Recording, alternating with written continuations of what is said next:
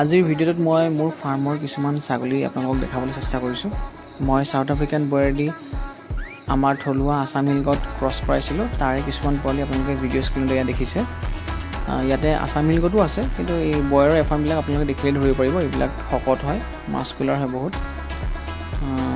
আপোনালোকেও এখন ছাগলী ফাৰ্ম কৰা ষ্টাৰ্ট কৰক, কাৰণ ছাগলী ফাৰ্মত অতি সোনকালে ভাল এটা পইচা আৰ্ণ কৰিব পাৰি।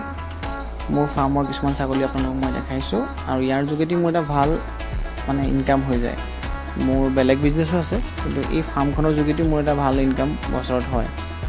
আপোনালোকেও আপোনালোকৰ যদি খালী মাটি আছে, মাটিবোৰ এনেই নাৰাখিব, তাতে ঘাঁহ ৰোপণ কৰক আৰু ছাগলী ফাৰ্মখন ষ্টাৰ্ট কৰক। আপোনালোকে বছৰত এটা এক্সট্ৰা ইনকাম আৰ্ণ কৰিব পাৰিব।